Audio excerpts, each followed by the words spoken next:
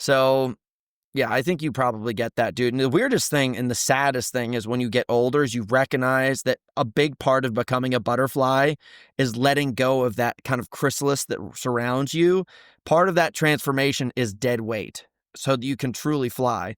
And unfortunately, part of that transformation, that dead weight, is usually people. And it's fucking heartbreaking.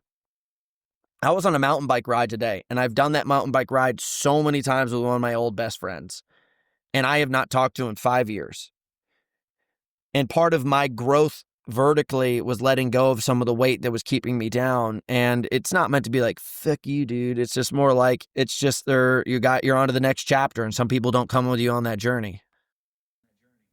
Yeah. I think that's a really difficult part that a lot of people who are listening to this podcast now know there's probably people in their life that they need to do that with, but it's not an easy thing to do. You've invested a lot of time, a lot of energy, a lot of experiences, a lot of memories. And it's almost sunk cost fallacy that people believe that they need to go through life with the exact same people that once served them for a period that no longer do. Yeah. Dude, I even have trouble with it. Like thinking that I'm walking around with a shirt that has a bunch of little bobby pins on it, like little button pins that say bad things about me because of bad things that I've done. You assume that people perceive you as something because you did something. And the reality is, dude, almost all of the issues you have with your life are internal. And you assume that like, oh, dude, I haven't talked to Ben in a while. Like, fuck, I totally didn't write his text message back. And now every single time I think about you, I get anxious rather than just calling you. And you wear them and it gets so weight bearing on you all the time. And it's just a thing that's kind of just useless.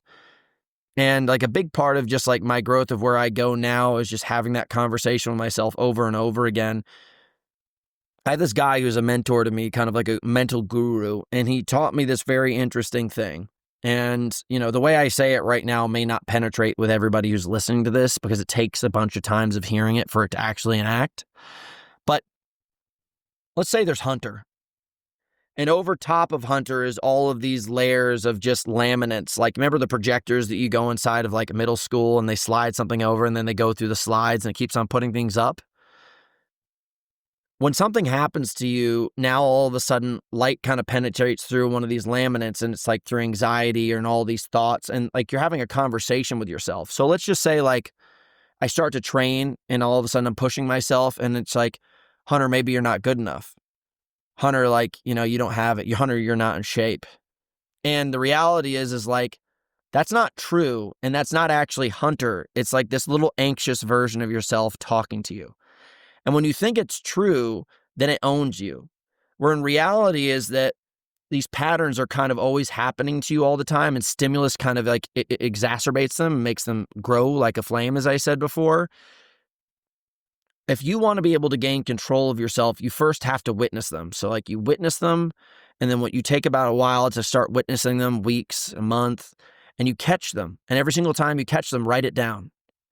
And then once you kind of identify them when they show up and you recognize it and you start to see the pattern, then all of a sudden you can speak to it. You're like, hey, there you are again. Just to remind you, dude, I am in shape and I am going to do this. And you just keep on trucking. And what it is like every time that arrow of anxiety comes, you put the shield up, you block it, you put the shield up, you block it. And over time, as you gain more and more control of these moments, and this is just in the